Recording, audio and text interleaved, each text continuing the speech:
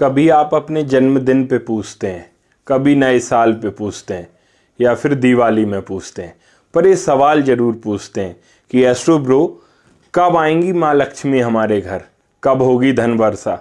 तो आज मैं इस सवाल का जवाब दूंगा आपके अपने परिवार एस्ट्रो ब्रो चतुर्वेदी में। सीखेंगे ABCD of palmistry in ABC। तो सीधे आते हैं विषय पे। हमारे पास कितना धन होगा, कितनी संपत्ति होगी, कितना पैसा होगा। तो अगर बात करें धन रेखा की, तो सीधे तौर पे तो ऐसी कोई रेखा हथेली पर नहीं होती। हमारे ऋषि मुनियों ने जो प्राचीन किताबें लिखी हैं उनमें धन रेखा करके, मनी लाइन करके किसी भी लाइन का जिक्र नहीं है। लेकिन आजकल जो मॉडर्न एस्ट्रोलॉजी, मॉडर्न पामिस्ट्री हम टीवी पे, मीडिया पे देख रहे हैं या जो आर्टिकल लिखे जाते हैं उनमें धन रेखा के बारे में लिखा जाता है, लेकिन ऐसी कोई रेखा नहीं होती। लेकिन एक और रेखा होती है, उसे हम कहते हैं बुध रेखा, व्यापार रेखा, बिजनेस लाइन। सो हथेली में ऐसी कोई भी रेखा जो यहाँ कहीं से नीचे से, जो मैंने हरे रंग में बनाई हुई है, नीचे से शुरू होके ये लिटिल फिंगर की ओर जाए, यहाँ नीचे माउंटेन ऑफ मर्क्यूरी होता है, बुध पर्वत, इस ओर जाए, ऐसी किसी भी रेखा को व्यापार रेखा कहते हैं। तो अगर आपके हाथ में एक अच्छी भाग्य रेखा है और ऐसी कोई व्यापार रेखा है, बुध रेखा है जो ऊपर की ओर जा रही है, इसका मतलब आपके हाथ में सेकेंड सोर्स ऑफ इनकम होगी। मतलब अगर आप इंजीनियर हैं और आपने शेयर बाजार में पैसा लगाया हुआ है तो आपको वहां से फायदा मिलेगा, या अगर आप टीचर हैं और आप ट्यूशन भी पढ़ाते हैं तो आपकी सेकेंड सोर्स ऑफ इनकम, कमाई का दूसरा साधन बन गया, तैयार हो गई।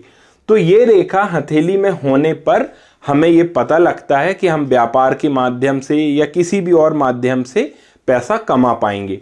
पर इस लाइन के साथ साथ हथेली में भाग्य रेखा का होना जरूरी है। भाग्य रेखा होगी तभी ये बुध रेखा अपना पूरा रिजल्ट दे पाएगी। इसलिए बहुत जरूरी है कि एक अच्छी भाग्य रेखा हो और फिर ये बुध रेखा हो। सो ये व्यापार रेखा या जिसे मैं बुध रेखा कह रहा हूं, ये संभव है कि आपकी भाग्य रेखा से लगी हुई शुरू हो जाए, इससे सटी हुई हो। एक और केस बनता है जब ये रेखा जीवन रेखा से ही निकलती है।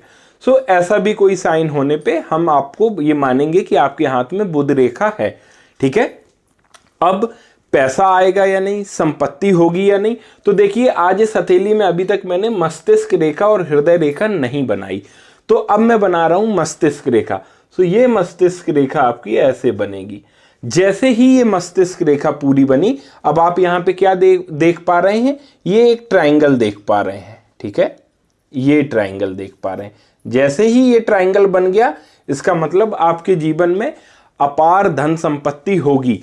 ये ट्राइंगल या ये त्रिभुज हथेली में होना ये दर्शाता है कि आपके पास पैसा आएगा और पैसा टिकेगा। ठीक है, और जैसे ही मैंने इस हथेली में ये हृदय रेखा बनाई, तो अभी आपका ट्राइंगल और भी बड़ा हो गया।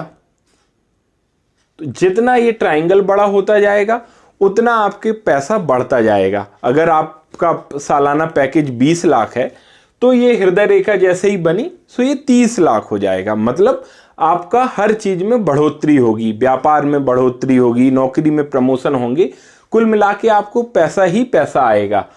और अगर इस त्रिभुज के साथ कहीं बीच में यहां या यहां कोई तिल बैठ गया, फिर तो यत्र तत्र अन्यत्र और सर्वत्र पैसा ही पैसा होगा, स्थायी तौर पे पैसा होगा। और जो भी पैसा आप कमाएंगे वो पैसा खर्च कम होगा, बचेगा ज़्यादा।